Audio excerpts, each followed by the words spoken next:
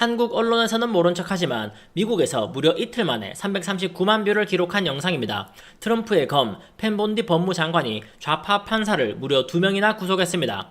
미러키의 판사 한나 두건은 2013년에 추방되었다가 다시 미국으로 들어온 플로렌스 루이즈가 이민 세관 단속국으로부터 도망칠 수 있도록 법원 내부의 비밀 통로로 그를 빼돌렸습니다. 결국 법원 내부에서 단속국 요원들과 추격전이 벌어졌고 일반 시민들의 안전이 심각하게 위협받았습니다.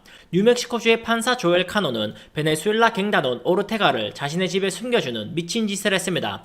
오르테가는 미국 국민 2명을 참수했고 그 피해자들의 사진을 갖고 다닐 만큼 극악무도한 인간이었는데 카노 판사는 그에게 AK-47 등의 소총을 넘겨주기도 했습니다. 펜본디 장관은 이 정신나간 판사 2명을 구속한 뒤 판사든 뭐든 상관하지 않는다. 미국 국민의 안전을 위협한다면 누구든 잡을 것이라는 말을 남기며 미국 국민들에게 엄청난 환호를 받았습니다. 먼저 범죄자 플로레스 루이즈를 빼돌린 한나 두건 판사에 대한 이야기가 이어집니다.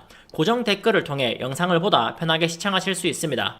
For more on all of this, we are honored to have in the new U.S. Attorney General, Pam Bondi. It's good to talk to you, Pam. Good to talk to you. So let me read a little bit from the criminal complaint here. And Judge Dugan says, despite having been advised of the administrative warrant for the arrest of Flores Ruiz, Judge Dugan then escorted Flores Ruiz and his counsel out of the courtroom through the jury door, which leads to a non-public area of the courthouse. A foot chase ensued. The agents pursued Flores Ruiz for the entire length of the courthouse and ultimately apprehended him. According to this complaint, Judge Dugan was visibly angry that ICE was there to arrest Flores Ruiz, even tried to kick the deportation agents out of the courthouse. Yeah, and to set the stage for you and Sandra, this was truly horrific. This guy was in court being prosecuted by a state prosecutor for domestic violence battery. He had beat up 2 people, a guy and a girl, hit the guy 30 times, knocked him to the ground, choked him, beat up a woman so badly they both had to go to the hospital. And John, you know, it's so rare for victims to want to cooperate. They wanted to cooperate. They were sitting in the courtroom with the state prosecutor. The judge learns that ICE was outside to get the guy because he had been deported in 2013, came back in our country, commits these crimes, charged with committing these crimes, victims in court. Judge finds out, she goes out in the hallway, screams at the immigration officers. She's furious, visibly shaken, upset, sends them off to talk to the chief judge. She comes back in the courtroom. You're not going to believe this. Takes the defendant and the defense attorney back in her chambers, takes them out a private exit and tells them to leave. While a state prosecutor and victims of domestic violence are sitting in the courtroom. Wow. You know, Madam Attorney General, great to have you here, and thanks for coming back on America Report. So we remember these words of Tom Homan, the border czar. This was March 17th, and his message on these judges who apparently are trying to get in the way of this administration's efforts. Listen. I'm proud to be a part of this administration. We're not stopping. I don't care what the judges think. I don't care what the left thinks. We're coming. So when you see these judges trying to obstruct your efforts to make this country safer, what is your message to them? We are going to prosecute you, and we are prosecuting you. I found out about this the day it happened. We could not believe, actually, that a judge really did that. We looked into the facts in great depth. That's her picture up on the screen, Hannah Dugan, who is now in custody. You cannot obstruct a criminal case, and really, shame on her. It was a domestic violence case of all cases, and she's protecting a criminal defendant over victims of crime. 법무장관 펜본디는 한나 두건 판사는 범죄자와 완전히 결탁했다고 설명합니다. 이민 세관 단속국 요원이 그를 체포하러 왔을 때 판사는 법정에서 당장 나가라며 요원들에게 소리쳤습니다. 그 후 소란해진 틈을 타 피해자와 검사를 재판장에 남겨둔 채 법원 뒷문을 통해 범죄자를 빼돌렸던 것입니다. 펜본디 장관은 이런 불법을 저지르는 사람이 설령 판사라고 하더라도 성역은 없으며 좌파 판사의 얼굴을 대중들에게 공개하며 거침없이 비판했습니다. 이어서 갱단원을 숨겨주고 그들에게 사격 연습을 할 수 있도록 총을 제공한 뉴멕시코주의 정신나간 좌파 판사의 이야기가 이어집니다. In fact, she just had an initial appearance in court. There's also this other case coming out of New Mexico. Judge Joel Cano and his wife were arrested for harboring a TDA member at their home. The alleged TDA member had been picked up by law enforcement, and now he and his wife were picked up and arrested. And you say that you believe, as the Attorney General, that the person that they were having living at their home was a truly potentially bad individual. Yeah, that's the judge up on the screen now who got arrested. Yeah, his name is Ortega. He was is a known TDA member. So he comes through Eagle Pass December 2023. He's living in our country. January 2025, ICE, they get a tip. Tom Homan's done a great job. Our FBI did a great job on this case, too. They get a tip that he is living with a judge and the judge's wife. So they have him arrested first on immigration charges. A Judge Damian Martinez releases him saying that Judge Cano has a good BS meter and wouldn't let just anyone live on his property. Yeah, I mean, when you look at the associations with this violent Venezuelan gang, Tren de Aragua, and this person that they harbored in their home, he was showing signs through clothing, we were told, tattoos.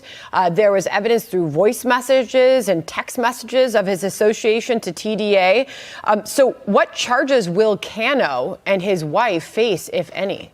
So Judge Cano, soon to be former Judge Cano, got his charges were just unsealed. He's charged with obstruction. He admitted post Miranda. He took one of the TDA members' cell phones himself, took it, beat it with a hammer, destroyed it, and then walked the pieces to a city dumpster to dispose of it to protect him. The wife also is charged with destroying evidence. Sandra, not only that, this TDA member, and he had on a necklace that said kill, something about death. He had tattoos all over him. He also had on his cell phone pictures of two decapitated victims, decapitated, gruesome photos. And he was sending them out, and whoever he was sending them to was sending back saying, hey, you need to be careful. You shouldn't be sending these. You shouldn't be texting these photos out. Not only that, these two, the judge and his wife, gave him assault rifles that belonged to their daughter. That's what they're charged with. In the criminal report affidavit, he goes to a shooting range with these assault rifles, with a suppressor, with other known TDA members, and they're shooting. This is the last person that we want in our country, nor will we ever tolerate a judge or anyone else harboring them. 뉴멕시코주의 판사 조엘 카노는 자신의 아내와 함께 사람 2명을 참수하고 그 피해자의 사진을 소장하고 있으며 자신의 지인에게 그 사진을 보내는 정신나간 범죄자를 집에 숨겨주었습니다. 뿐만 아니라 딸의 명의로 되어 있던 AK-47 등의 총을 빌려주기도 했고 함께 사격장에서 사격을 하기도 했습니다. 카노 판사는 이런 정황이 드러나기 시작하자 그의 부인과 함께 핸드폰을 부수며 증거인멸을 시도하려 했지만 결국 수사당국에 의해 체포되었습니다. 이야기는 다시 한나두건 판사로 돌아가면서 트럼프 행정부에 대한 비판의 목소리를 이야기합니다. 판사까지 체포하는 것은 지나친 것이 아니냐는 여론에 대한 얘기였습니다.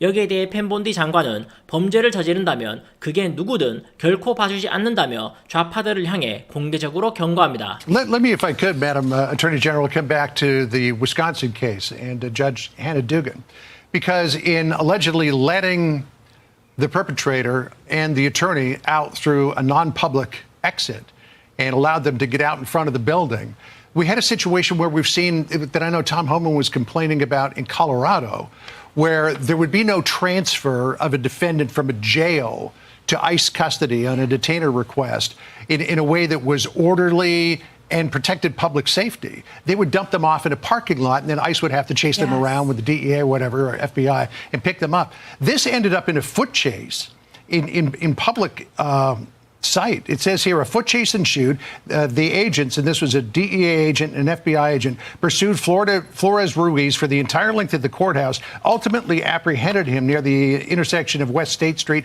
and 10th Street. So the judge apparently has created a situation here where you have a public foot chase. And we all know that, well, sometimes they can come off without incident.